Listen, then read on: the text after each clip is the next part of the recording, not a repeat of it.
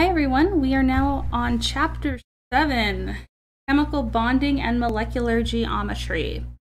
So this chapter is going to be a two-parter this week. Are going from 7.1 through 7.4. Next week we will go over 7.5 and 7.6. I know it seems a little odd, we're not doing 3 and 3, but 7.5 and 7.6 are a lot tougher and a bit longer, so I wanted to have extra time dedicated to those.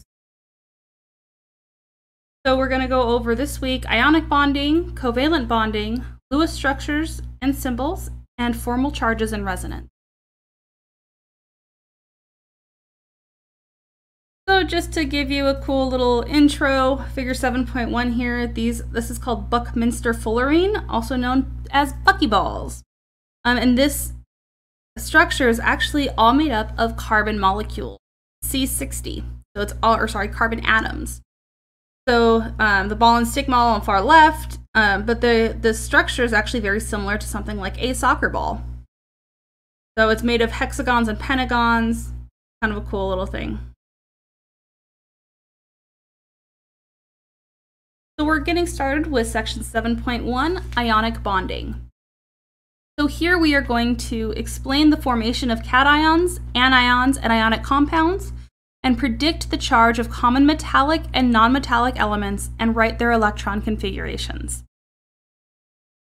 So this is a bit of a review from when we first were talking about ionic compounds in chapter 2, I think it was, plus a bit of chapter 6. 7.1 and 7.2 are fairly quick and, like I said, kind of reviews of what we've already gone over. So let's first talk about ionic bonding itself. Compounds that are composed of ions are called ionic compounds. These ions are held together by ionic bonds, made of cations and anions that are electrostatically attracted to each other. You have a positive cation and the negative anion that are attracted to each other. In general, ionic compounds have some properties. They have crystalline structures. They tend to be rigid and brittle with high melting and boiling points. And when they're solids, which generally they're solids at room temperature, they don't conduct really heat or electricity very well.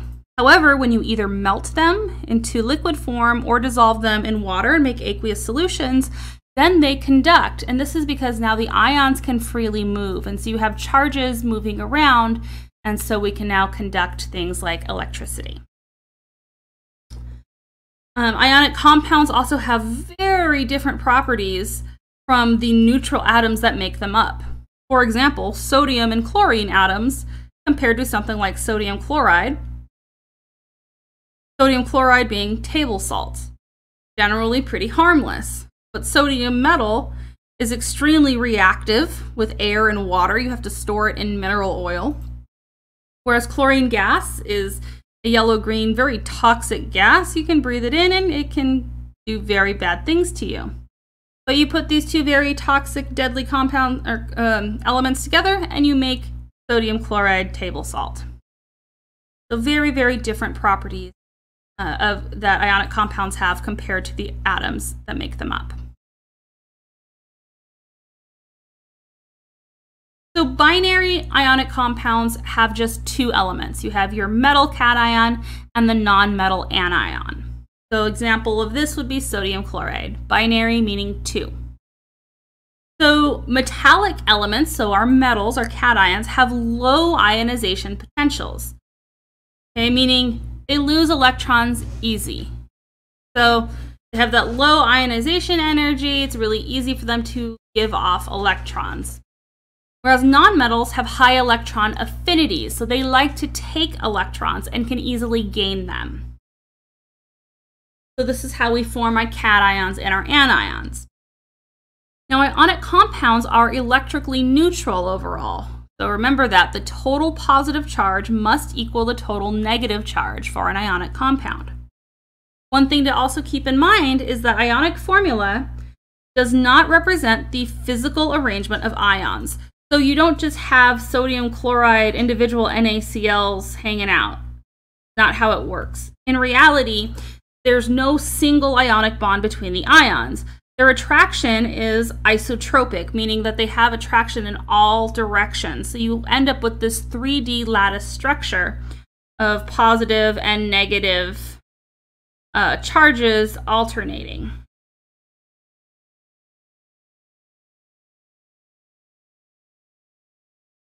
So here is the structure for sodium chloride. You can see this crystalline structure. It's not just NaCl's all just in a pile together. It has this nice structure, this crystalline structure, with these charges interacting with each other.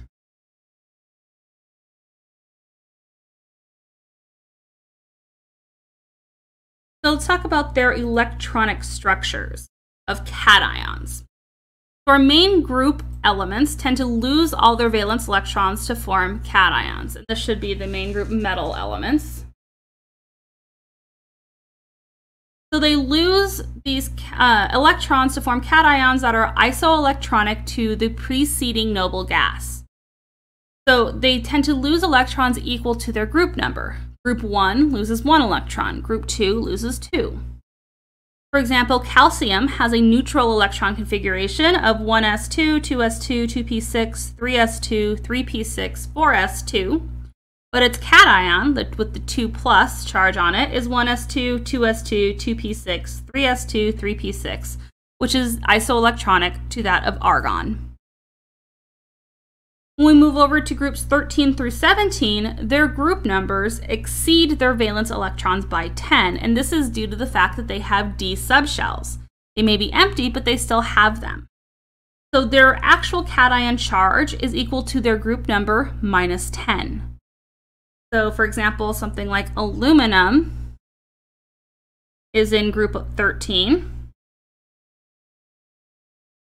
So its cation charge then is 13 minus 10, positive 3. You can also, on other periodic tables, the other group numbering, it would be aluminum's in group 3A, and that is equal to its charge, 3A plus 3.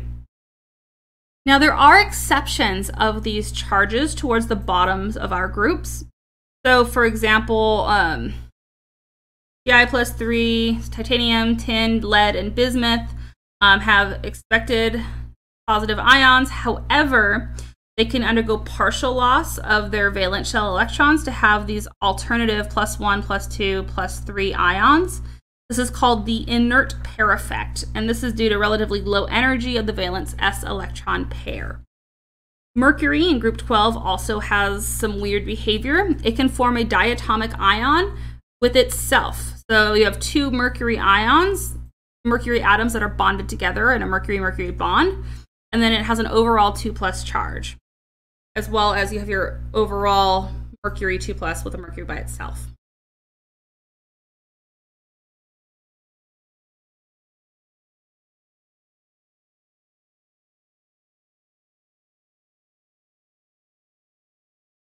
So transition metals are weird, as we already know that. Most of them have cations with a 2+ or 3+ charge, and this is from losing those outermost 2 electrons from the s subshell first, and then losing maybe 1 or 2 from the d shell, from the next shell. So iron, for example, 1s2, 2s2, 2p6, 3s2, 3p6, 3d6, 4s2, forms the iron 2+ ion, so it loses those 4s2 electrons. And then it can lose an electron from that next down d subshell and become iron 3+. The other thing to know with our transition metals is they do not follow the Aufbau principle when it comes to forming these ions. So the d subshell fills up last. However, the outermost shell is the s because it's 4s, for example, here with iron. So it loses the electrons first, and then we go down to the 3d. The inner transition metals, these are the lanthanide and actinide series, usually have a 3+ charge from them losing their outermost s electrons and then a d or an f electron. So very similar.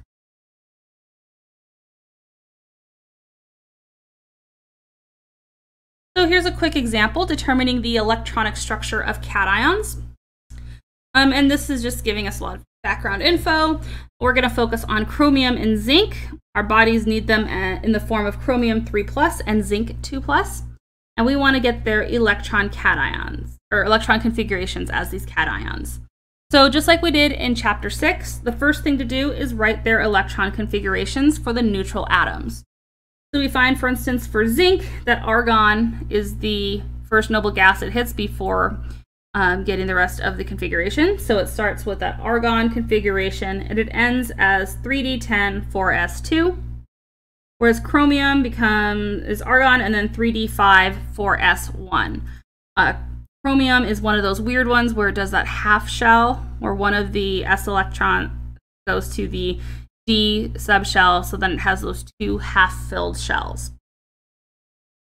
So the next step to go to our charges is to remove our electrons from the highest orbitals. So that means we're going to start with the s orbitals. For zinc, we want 2+. We're going to take 2 electrons from our s orbital, from the 4s, and we're done. Now, argon 3d10 for its configuration. Chromium, we want 3+. So we're going to start by getting rid of that 1 electron from the 4s shell. And we're going to go down to the d subshell, and it's going to lose 2 electrons to give us 3. And those are our final answers.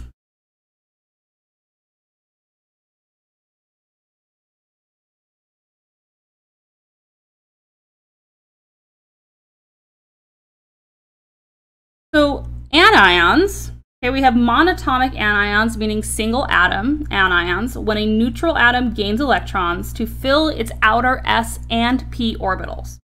So this gets at the configuration of the next closest noble gas. The charge on your anion is equal to the number of electrons that it has to gain to fill those 2 orbitals. For example, oxygen, 1s2, 2s2, 2p4.